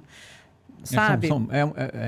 Talvez um mito, né? É a gente mito. tem medo de falar assim, ela vai fazer, ou eu fazer alguma coisa que eu não quero. Vou perder, não tem como. Perder o meu controle. Não tem como. Porque por mais que você esteja num estado hipnótico, como já aconteceu várias vezes, né? Até a pessoa não entender. Ela precisa entender, por exemplo, sei lá, teve a história lá com a mãe dela. E aí ela tá lá chorando, ela tá naquela cena, naquele momento de dor e tudo. Ela tá lá, o cérebro sabe que ela tá lá, porque o cérebro não diferencia o real do imaginário, não tem passado, futuro, tá acontecendo aqui ou agora. Então, o cérebro entende que aquela cena tá se repetindo. E aí eu falo, bom, você tem que perdoar a sua mãe. Não vou perdoar. Aí ela fala, não quero. Não quero perdoar é porque ela não entendeu o perdão. Então, assim, não tem como a pessoa, tipo, sei lá, fazer uma coisa que ela não está aberta, né? Só se ela não entendeu o que é aquilo. Entendeu, né? Ela não entendeu. Se ela não entendeu, eu falo que o que atrapalha o processo, na verdade, é a dúvida. Se ela tiver alguma dúvida, o negócio não desenvolve. Então, eu falo, olha, o perdão não é para sua mãe, o perdão é para você. Entende que se você não resolver essa questão com a sua mãe, você vai continuar carregando essa bagagem cheia desses traumas, não sei o que. Quando a pessoa entende aquilo, aí ela decide e aí ela vai para onde ela tem que ir. Mas em nenhum momento a pessoa fica inconsciente. Em nenhum momento. Em nenhum momento ela perde o controle. Não tem como fazer isso. Não existe. Não tem, por exemplo, como a pessoa... Eu falo, né? Eu tenho medo de, sei lá, e não voltar mais. Mas você não vai para lugar nenhum, você vai... Não tem como, sabe? Mas e se eu não voltar mais? Não tem como fazer isso, né? Agora, é importante, por exemplo, se você vai buscar um tratamento com a hipnoterapia, é entender que o processo precisa ter começo, meio e fim, tá? Então, pensa assim. Você tem lá um trauma, a gente volta para uma cena que se você descobrir que você caiu do berço. Aí você tá lá chorando no chão, e aí tá. Aí acabou. Então, meus traumas é porque eu caí do berço. Tipo, tá, é isso? Qual que é o significado? O que você aprendeu com isso? Não, nada. Eu era pequeno, minha mãe não viu, foi tomar banho e eu caí do berço. Tomar muito cuidado com isso. Porque pensa o seguinte, a nossa mente, para fazer sentido, para o sintoma sair de ação e ele perder a função, você tem que ressignificar, você tem que dar um significado. Então, pensa assim, então tá, então sua mãe estava tomando banho e aí você caiu do berço. Como que foi que você se sentiu? Eu me senti triste. O que mais? Eu me senti sozinho. Sozinho como? Me explica. Eu tô aqui no chão e a minha mãe não veio. Não veio por quê? Não sei. Tô me sentindo abandonado. Abandonado. Tá. Então, assim, abandono, tá. Ok. Registro lá, abandono. Vamos supor que essa é a primeira vez que aconteceu algo com essa pessoa. Mas vamos fazer o seguinte. Você tá no chão até hoje? Não tô. Sua mãe apareceu? Ela apareceu. Então, vamos tentar entender o que aconteceu. Onde estava sua mãe? Minha mãe tá no banho. Então, se sua mãe tá no banho, ela sabe que você caiu do berço? Não sabe. Então, a sua mãe não te abandonou. Vamos ver o que acontece? Aí a mãe sai do banho, pega a criança, vê que ela está no chão, chorando, acolhe a criança, fala com a criança. O que você aprendeu? Eu aprendi que realmente eu me senti abandonado, mas a minha mãe... Eu achei que minha mãe tinha ido embora, ou que ela não me amava, mas não, ela estava no banho e ela não sabia que eu tinha caído. Então, assim, você tem que... A história precisa ter uma conclusão. Entendeu? Precisa ter um significado. Então, se antes eu estava me sentindo abandonado e rejeitado, agora eu não me sinto mais. Por quê? Porque minha mãe não sabia que eu tinha caído do berço. Então, tem que tomar muito cuidado quando você vai procurar um profissional que vai abrir uma ferida e vai largar ela aberta. Tá vendo, né? Então, caiu do berço. Abre as portas e deixa, né? Entendeu? Então, é isso. Tem que ter uma ressignificação, que é isso que faz a diferença no tratamento. É você ressignificar, é dar um novo significado. Se não tiver a ressignificação, não teve cura.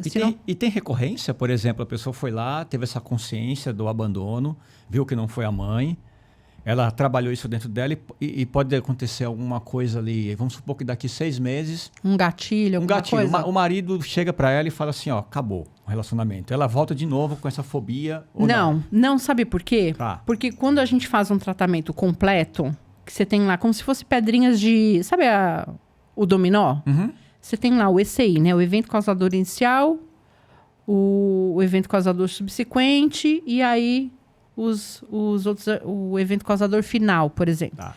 Se você derrubou todas as pedrinhas resolveu isso, por exemplo, claro, não vou dizer que ela, tipo, o marido dela perde o divórcio e ela fica assim, tipo um gelo, não sente nada. Não, isso não acontece. Sim, sim. Né? Não tem como você... Como eu falei, emoção não é nem bom nem ruim, ela é funcional. Uhum. É claro que ela vai sentir triste e tudo mais e tal. Só que se depois daquele episódio que ela resolveu com a mãe, que ela caiu do berço, que ela ressignificou e que a gente tirou todos os gatilhos e tudo mais, ela vai ter que lidar com aquele divórcio, mas não do jeito que talvez ela lidaria se ela não tivesse tratado. Sim. Ela vai lidar aquilo com Sim. mais inteligência, com menos sofrimento, com mais sabedoria. Ela vai poder passar por esse processo. Eu falo, hipnoterapia não vai fazer mágica. Tipo assim, eu nunca mais vou sentir tristeza. Depende, se você morrer, nunca mais vou sentir tristeza, porque emoção é funcional, ela vai estar ali. Você não vai deixar de sentir medo, nojo, raiva, tristeza. Isso não vai acontecer. Só que você vai saber lidar com isso se acontecer. Uhum. Essa é a diferença. Sim. Né? Então, é isso que acontece. Isso seria essa reprogramação da mente, né? Para curar os traumas, né? Porque tem que fazer o sentido, tem que entender o porquê aquele sintoma estava lá e ressignificar. Se não houve ressignificação... Aí, provavelmente, se ela teve problemas lá na frente, tudo voltou e tudo ficou pior, é porque não ressignificou. Uhum. Uhum. Não ressignificou. E a mente não é burra. Sim. A mente não é burra. Então, é fácil reprogramar a mente para tratar a ansiedade? É fácil. Tá. É fácil desde que você entenda o que está por trás disso, resolva o que está por trás disso e colabore. Sim. Porque aí, assim... Como eu falei, tem um processo, né? Então, lembra que eu falei da respiração? Sim. Aprender a respirar. Tá. Então, se de repente você está lá na cama e de novo veio um pensamento e veio alguma coisa, você pensa, pera, mas é só semana que vem, eu tenho dinheiro na conta. Não tem nenhum leão querendo me pegar. Respira. Por isso que a gente fala, respira, respira, né? Então, quando a gente... puxa o ar, eu falo, se a gente respirar da forma correta, como puxar o ar em 3, segurar em 3, soltar em 3, e se você controlar a sua respiração, porque a gente vai fazendo as coisas no automático, a gente não respira. É verdade. A gente vai falando, a gente não respira. A gente vai fazendo as coisas, a gente não respira. E isso vai levando uma mensagem para o seu cérebro que tem alguma coisa errada. Uhum. Mas se eu... Tipo, vai tomar uma água, respira. Vai dar uma pausa, respira, né? Vai começar o trabalho antes de abrir o computador, dá uma respirada. Você está levando uma mensagem para o seu sistema nervoso autônomo que tá tudo ok, que tá tudo bem. E é um negócio que é gratuito, né? Você não tem que pagar nada. Não tem que pagar nada para respirar. É um mecanismo do próprio corpo. Pois é.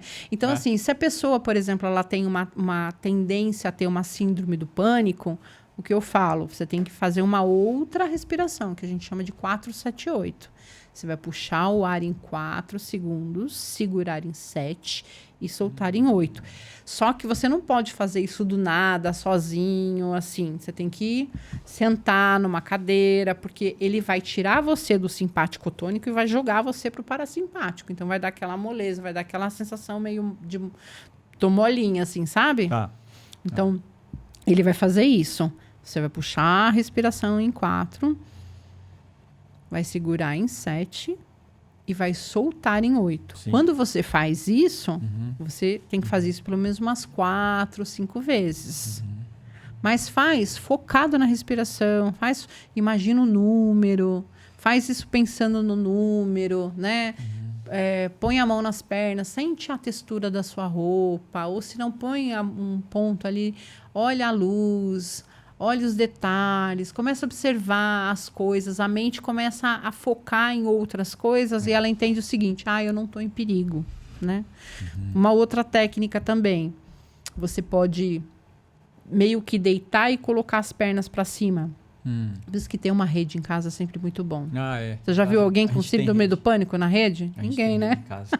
Por quê? Se tua perna tá para cima, se a tua perna tá para cima, você tá com o teu parasimpático ali em ação, né? Então, você tá mais relaxado e tudo mais. Então, deitar, colocar as pernas para cima é muito bom.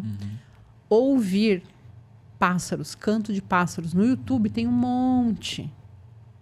Porque para pensar. Se você está na selva, fugindo de um leão, pode ter os pássaros mais incríveis. Você acha que você vai prestar atenção? Se o teu sistema nervoso central está falando que você tem que fugir, que você tem que fugir do leão, você nem vai prestar atenção no canto dos pássaros. Não é? Se você começa a ouvir canto dos pássaros, o seu cérebro entende. Nossa, tá tudo bem, tá tudo tranquilo aqui na selva, você não está em perigo. Então, são coisas muito simples que a gente faz e que se você fizer todos os dias e tomar isso como uma regra na sua vida, lembra que eu falei? O nosso cérebro aprende por 2 vias, ou é por repetição ou por alto impacto emocional. Sim. Se você começa a repetir o hábito de respirar corretamente, se permitir ficar na rede, ouvir canto dos pássaros, o seu cérebro vai aprender isso. Ele vai aprender e aí ele vai tornar isso uma coisa natural para você. Muito bom, muito bom. E quanto tempo demora mais ou menos quantas vezes a pessoa tem que fazer no sentido de uma vez por semana, 2, 3, do o que tratamento? Da respiração? No tratamento? Tratamento da hipnoterapia. Então, o meu protocolo é da seguinte forma, é uma consulta, uma sessão e um retorno, só. No máximo, às vezes, 2 sessões, mas é difícil. Nossa, é rápido, hein? É muito rápido. Porque é um processo mesmo de reprogramar o cérebro e... Exato, é rápido. É uma consulta que não é tão... leva 1h30, 2, né? Que eu vou fazer toda a parte da investigação, vou entender qual que está causando todos os sintomas. Na sessão, a gente vai para a parte prática, de colocar tudo isso em prática, e no retorno é só para dar o check, o duplo check. Como é que tá isso aqui? Tá normal. Como é que tá isso aqui? Tá tudo bem. E tem gente que nem volta pro retorno e fala, Sil, eu tô tão bem que eu acho que nem precisa voltar. Porque me chamou a atenção uma coisa aqui, que você vai na questão raiz, né? Tem que ir você na não raiz. Fica só no sintoma, né? O sintoma é mapear para ir na raiz. Exato, mesmo. E a gente está numa sociedade que a gente está acostumado a lidar só com sintomas. Exato. Essa cultura do remédio, né? Você vai no médico, eu tô com isso aqui, aí vai lá, passa o remédio, aí o remédio cura. Não cura, ele vai tratar só o sintoma. E aí, assim, tem uma questão, né? O pessoal fala assim, mas a hipnoterapia é caro? Caro é ficar doente. Lógico. Isso é caro. Porque para pensar, se você tá com problema de depressão, se você tá com problema de burnout, e aí o médico vai te dar um remédio que ele nem sabe se vai funcionar para você. Talvez aquela dose tenha que... Talvez aquele remédio não funcionou, aí você tem que comprar outro. Na maioria das vezes não funciona. Não funciona. E aí, desculpa fazer um parêntese. Às vezes o remédio não funciona.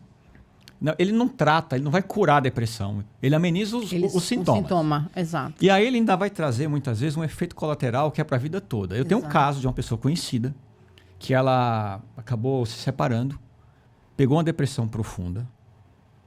Ela era muito magrinha. Deram remédio para ela. Sabe o que ela ganhou? Peso. Diabetes. Diabetes? Agora ela está com as 2 coisas, a depressão e a diabetes. Pergunta se ela curou primeiro. Não cura, então. E arrumou um problema a mais. Se você não tratar a origem, a raiz, o sintoma, ele vai trazendo mais, ele vai trazendo outros. E não é que... Eu não estou falando que o remédio é errado, mas precisa ser passado com muito acompanhamento e possivelmente por uma medicina mais... holística, né? Que olha o todo. Olha o todo. Então, é isso que eu falo, que às vezes ir só no psiquiatra ou ir só no... Não adianta, você tem que olhar o todo. Você tem que olhar tudo, não tem como... E a gente, como paciente, acho que a gente tem que ser uma pessoa questionadora. A gente tem que olhar, ouvir, ver se aquela pessoa realmente bateu com a tua linha de pensamento e ouvir outros profissionais. Sim. Eu acho que falta um certo preparo nosso E muitas vezes abordar um profissional e questionar. Porque, na verdade, muitas vezes a pessoa chega no médico ou no terapeuta, ela quer terceirizar. Você que vai resolver isso pra mim. Isso. É você que vai... E eu falo, o terapeuta, eu sou só um guia, eu sou só um GPS. Quem vai resolver é a pessoa. É a pessoa que vai resolver. Ela primeiro precisa entender, a gente tem que ressignificar. Por isso que muita gente, em uma sessão, se cura de depressão, sendo que ela fez terapia há 30 anos e não resolveu. Porque falar do problema não resolve o problema. Se falar do problema resolver esse problema, ninguém tinha problema. Sim. Você tem que ir na causa, você tem que ir na origem, você tem que resolver aquilo lá. Sim. Né? Então, eu falo, caro é você continuar doente. Caro é você ficar trocando de remédio toda hora, porque aquele não deu, porque aquele te deixou zumbizado, porque o outro não te deixa dormir, porque o outro não te deixa acordar, aí você tem que tomar um para acordar, o outro para dormir. Né? E nosso corpo, ele tem tudo que a gente precisa para a gente se autorregular. A gente tem. A gente precisa entender o que foi que aconteceu na minha história para que o meu corpo, para que o meu cérebro criasse esse sintoma para me proteger. Né? Então, faz todo sentido. E aí também tem um outro ponto. Por exemplo, eu não atendo pessoas vitimistas. Se eu vejo que a pessoa mora na coitadolândia, eu não vou atender. Mesmo? Não, porque ela não vai querer se curar. Ela não está pronta ainda. Não, o que acontece? Às vezes tem algumas questões, alguns sintomas que trazem ganho secundário. Então, se aquilo traz um ganho secundário, não é tão inteligente, tão interessante da minha parte me curar. É inconsciente, tá? Ela não faz isso de propósito. Porque você concorda que se eu ficar doente, eu tenho mais atenção do marido, dos filhos, da mãe? Eu já vi falar disso. Então, às vezes, existem situações onde a pessoa ela está mesmo no vitimismo. Ela não quer se curar, né? E é inconsciente, tá? É inconsciente. É porque, na verdade, aquilo que ela ganha estando doente é maior do que ela vai ganhar estando curada. Então, a gente também tem que analisar isso. E como é que você define isso aí? Como é que você percebe? Nessa consulta, eu já percebo. Nessa consulta inicial? Nessa consulta, eu já percebo. Se a pessoa está na criança, se ela está no vitimismo. O balde dela não encheu ainda o suficiente. Nunca vai encher. Nunca vai encher. Não, porque, na verdade, ela tem ganhos com aquilo. Olha, ela usa como uma ferramenta, né? E é uma coisa muito inconsciente. Também é uma forma que o cérebro criou para manter ela tendo atenção. Mas aí o entorno também está ajudando, né? Na realidade, as pessoas que têm sintoma, ela está sempre num ambiente que vai moldar ela, né? Porque tudo se retroalimenta. Tá. Então, por exemplo, as pessoas falam assim, eu estou num ambiente tóxico. Então, a primeira coisa que você deve fazer é mudar o seu ambiente, se ele é tóxico. Sim. Porque também não vai adiantar você fazer terapia, fazer um monte de coisa e continuar lá. Você tem um aquário, você tem um peixinho doente, você tira o peixinho, trata o peixinho e põe ele de novo naquele aquário sujo, adivinha o que vai acontecer?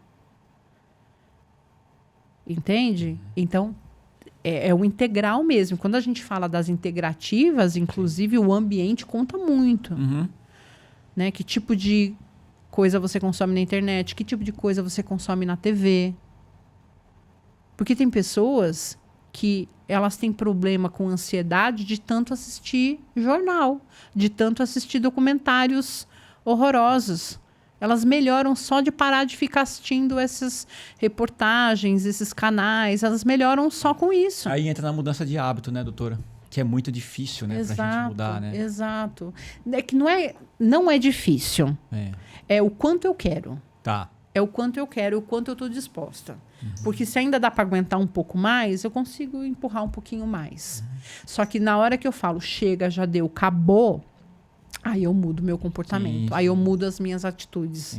Aí eu saio daquilo e vou para um outro ponto que eu sei que aquilo vai me ajudar. Então é isso. Muito bom. Você pode falar um pouco sobre espiritualidade e autoconhecimento? Posso. Bom, nós somos seres integrais, né? E a gente é espiritual também, a gente é energia, né? Então não tem como a gente separar isso. Tá. Né? Então, eu falo que a gente tem que cuidar do corpo, da alma e do espírito. Então, não adianta, por exemplo, você vai para academia, tem uma alimentação saudável e você não cuida do teu espírito. E a espiritualidade é aquilo que faz sentido para você. Assim como, por exemplo, não existe terapia boa ou ruim, existe a terapia que faz sentido para você. Lógico. E também a espiritualidade, por exemplo, eu acredito em Deus, eu sou cristã. Então, para mim, o que faz sentido, né? E hoje até a própria ciência comprova a existência de Cristo Jesus, né? A Bíblia e a salvação. Isso tudo para mim faz muito sentido. Então, tem uma passagem na Bíblia que Jesus fala assim, que é interessante, né? Ele fala, olha como tem a ver com mentalidade. Jesus fala assim, se você olhar para uma mulher com a intenção de pecar, você já pecou. Se você olhar para ela, só imaginar que você está cometendo adultério, você já cometeu. Por quê? Porque a mente não sabe a diferença do real e do imaginário. É interessante. Né? É. Então, assim, se você pegar a Bíblia, na minha opinião, Jesus é o maior hipnólogo que teve, né? Então, ali existem palavras de vida. Ali existem palavras de vida. Então, a gente tem, sim, que buscar a Deus, que buscar as coisas maravilhosas, grandiosas que Deus nos deu. E o aterramento, por exemplo. Deus fez o jardim, a grama, o mar. O fato de você pisar descalço e agradecer pela sua vida. Sim. Pisando ou na areia, no mar. Isso já vai fazer uma diferença muito grande no teu espírito. Porque a gente vai descarregar as coisas ruins. A gente vai se conectar com a terra. Então, a espiritualidade, ela está em tudo. E ela está em todos. Tem diferença dos seus pacientes quando estão passando por traumas? Daqueles que acreditam, que tem essa crença na espiritualidade, essa conexão em termos de cura, daquele que não tem? Tem. Aqueles que têm uma espiritualidade, que acreditam em Deus, se curam muito mais rápido. Sei. Muito, mas muito mais rápido. Porque... Ele alcança um estado vibracional, é isso? Muito maior. Tá. Muito maior. Porque ele entende quem ele é. Ele entende quem ele é.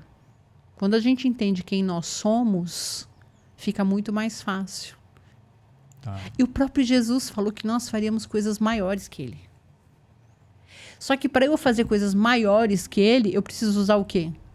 A minha mente. E a minha mente é muito poderosa. Se eu acreditar que eu posso, eu posso. Se eu acreditar que eu não posso, isso vai se tornar uma verdade absoluta. Por isso que tem muita gente se curando de doenças incuráveis. Por isso que eu falo, gente, não existe sentença. Não fala pro teu... Se o médico falar, isso aqui, você vai morrer. Não dê essa sentença. Porque se a pessoa acreditar que ela vai viver, ela vai viver. Se ela acreditar que ela consegue andar, ela vai conseguir andar. Porque Deus fez uma mente muito poderosa. E a gente é imagem e semelhança dele, né? E a gente vê casos aí de pessoas que se curam de maneira inexplicável, né? Exato. E porque outros elas acreditam. Não conseguem. Então, a fé, quando a Bíblia fala, né, da fé, que a gente precisa ter a fé do tamanho de um grão de mostarda. Você já viu um grão de mostarda? Não. Ele é muito pequenininho. Jesus fala assim, se você tiver a fé do tamanho de um grão de mostarda, você vai dizer a esse monte, vai, arranca-te daqui e se jogue no mar, e assim ele vai te obedecer. Só que a semente de mostarda, ela é pequena. Você precisa ter fé, ainda que seja pouco. Só que essa semente, ela vai crescer e ela se torna uma árvore tão grande. Tão grande, tão grande. Então, você precisa só de uma sementinha. Você precisa disso aqui, só. Se você começar a acreditar que você pode, você pode. Se você começar a acreditar que você consegue, você consegue. Se você começar a acreditar que você é capaz, você é capaz. E a sua mente vai fazer de tudo para tornar isso verdade absoluta para você. Então, eu acredito, sim, que a gente tem que ter uma espiritualidade, senão vai ter sempre um buraco. Eu falo que o buraco que a gente tem dentro de nós é exatamente o tamanho de Deus. Você acha que isso pode ser a causa, essa descrença, dessa falta de Deus no nosso coração? Eu acho. Essa onda que a gente tem de depressão, de tristeza? Olha, é o que eu falo, tudo fala que é falta de Deus ter depressão, aí eu já não concordo. Não concordo. Não, tá. Por quê? Porque eu te falei, a gente tem uma causa, tem uma origem. né? Uhum. Tem uma causa, tem uma origem. Sim. E eu já atendi muita gente de igreja, pastores, pastoras, eu já atendi muita gente. Também com depressão. Com depressão. tristeza. Sim, Ah. sim. Aí você vai falar assim, é falta de Deus. Não Ah, é, porque a pessoa, interessante. inclusive, Já ouvi muito isso, é pastor, viu? pastora, tá na igreja, tá no louvor. Já atende muitas pessoas de igreja, muitas. Tá. Agora, não é isso. É a origem, é a interpretação que você deu lá na tua legal. história. Volta lá atrás. Volta lá atrás. História. Volta lá atrás. Às vezes uma questão mal resolvida com os pais. Tá. Às vezes a forma como você acreditava, né? Que, meu pai não me amava, né? Nossa, ó, você quer ver? Eu vou dar um exemplo aqui de uma pessoa da igreja e que não se achava amada pelo pai. Meu pai não me ama. Ela sempre acreditou nisso, a vida toda. Ah. E a família da igreja. Família da igreja. Só que não faltava nada. Tinha brinquedo, tinha as coisas, né? E tudo mais.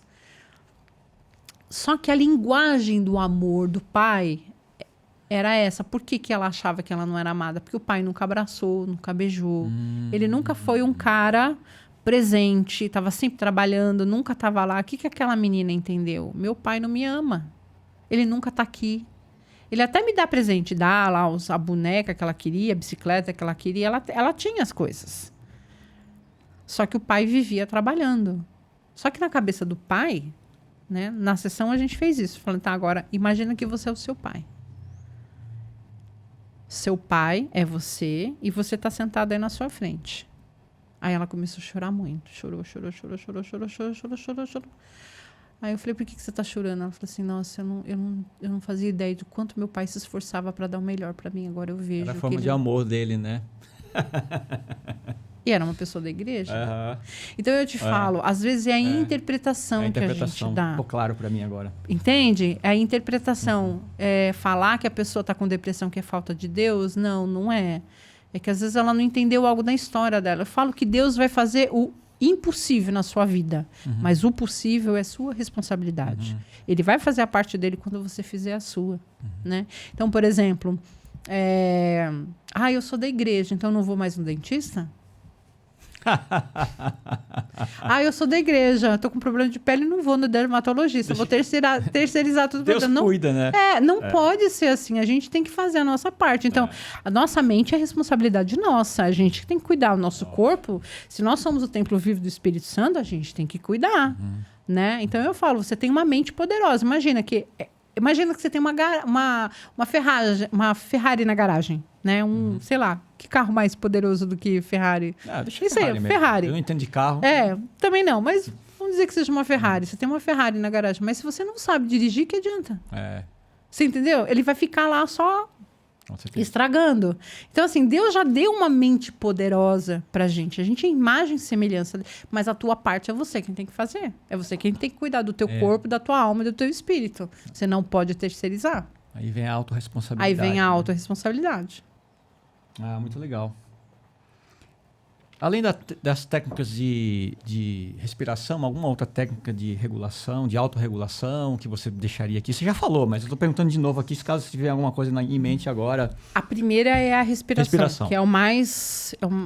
a primeira coisa que você tem que fazer é controlar a sua respiração. Estou lá na ansiedade, ver aquele gatilho, aquele pensamento, já respiro e tento mudar meu padrão. Aí outras coisas que são fundamentais e que caminham juntas também é o sono, que o sono é inegociável.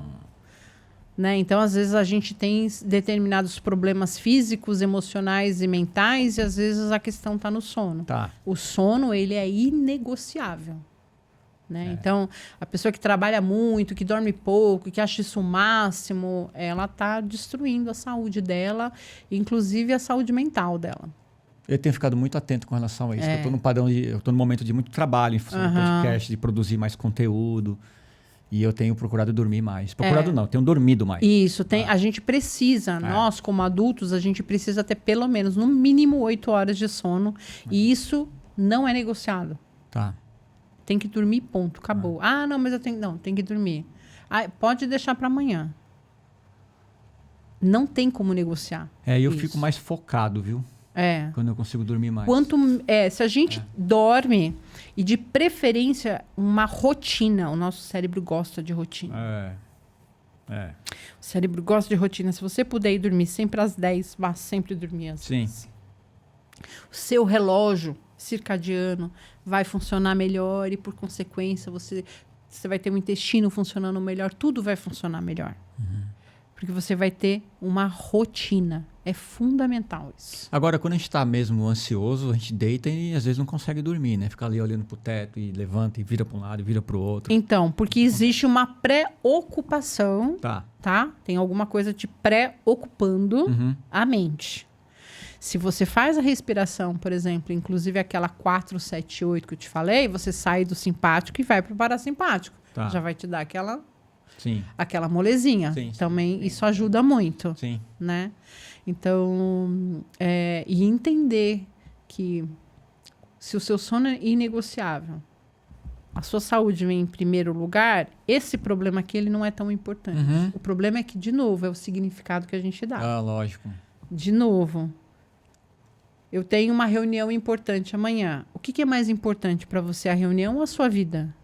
Ah, não, a minha vida é mais importante. Aí você já muda isso. Se você começa a achar que a reunião é mais importante, que não sei o que lá é mais importante, que o meu marido é mais importante, que não é mais importante, e a sua vida que ela não vale nada, nossa. Aí você não dorme, você não come, você não trabalha direito. Aí uma coisa que tem me ajudado bastante, por exemplo, quando eu vou montar os podcasts, eu faço uma pré-reunião. Converso que nem eu fiz com vocês. Sim. Já conversamos há um mês atrás, mais ou menos. Foi. Né?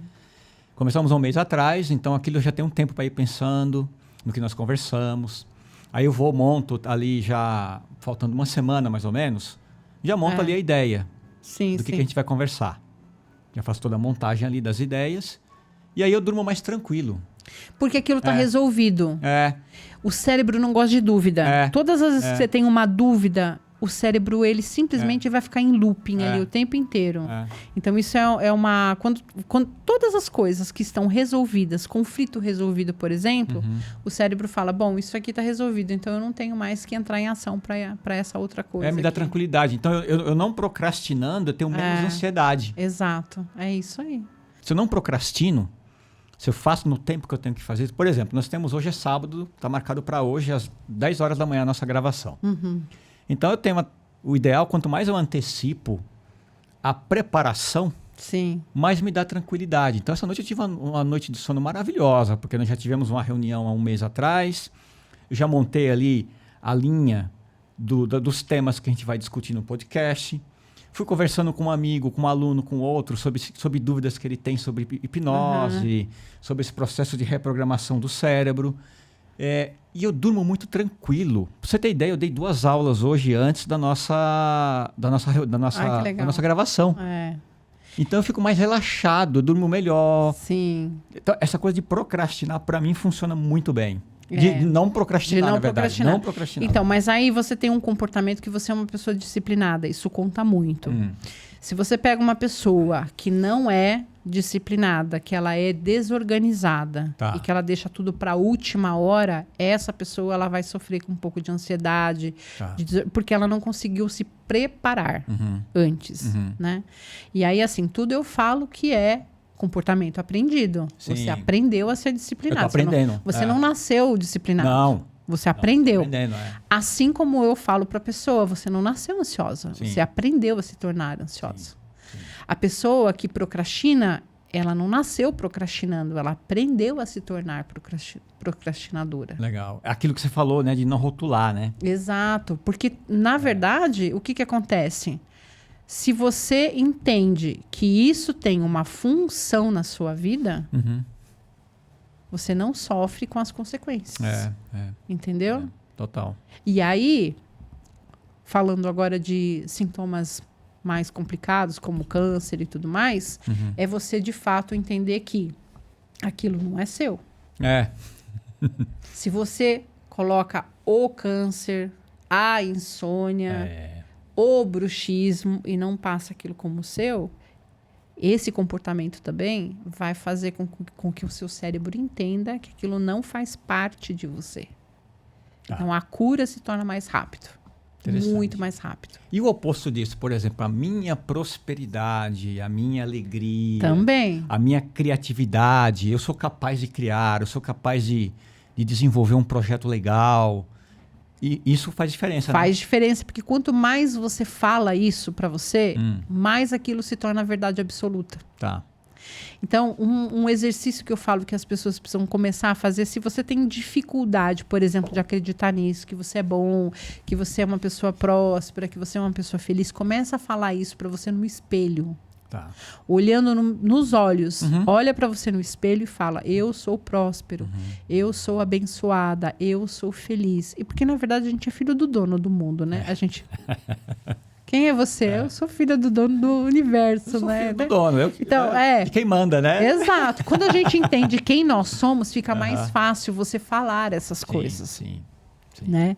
Então, sim, quanto mais você fala isso, mais aquilo torna-se verdade absoluta para você na sua mente. Tá bom. Por isso que a gente tem que tomar cuidado, né, com o inverso, porque aquilo torna-se verdade absoluta. Tá bom. Legal, muito bom. Olha que conversa legal, hein? Ah, foi ótimo. Muito bom. Aprendi muita coisa aqui. Que legal. Você quer deixar seus contatos pro pessoal? Eu vou colocar aqui na descrição do vídeo, né? Que alguém queira conhecer mais o seu trabalho, marcar uma consulta. Legal. 11 95478 1425. Tá. Eu gosto de falar com as pessoas, explicar e ouvir, entender, né? Então, É o WhatsApp? É o WhatsApp. Tá bom. E o meu Instagram é Silnelli. Tá. Eu vou deixar aqui na descrição pro pessoal, né? 2 formas de entrar em contato comigo. Tá bom. Sil, muito obrigado por tudo, viu? Foi muito bom. Olha, eu vou refletir muito sobre essas coisas, anotei muita coisa aqui. E algumas coisas eu confesso que eu já estava fazendo, só que de maneira inconsciente. Ah, tá. Que legal. Eu já tinha mudado alguns hábitos com essa nova rotina das gravações do podcast, que está fazendo com que realmente eu tenha que acreditar nesse trabalho, nesse projeto. A gente já tinha falado um pouco sobre isso. Sim. E isso está sendo bem legal para mim, viu? Espero que também para as pessoas que estão nos assistindo. Ah, com certeza. Tenho certeza que você tem agregado muito na vida das pessoas. Muito valioso, viu, isso aqui, viu? E depois a gente vai conversar para a gente poder fazer outras rodadas. Maravilha. Tá Estarei à disposição quando quiser. Gostei muito. Muito bom. Fico feliz. Legal. Bom, pessoal, muito obrigado aí pela audiência. Nos vemos no nosso próximo episódio. Tchau.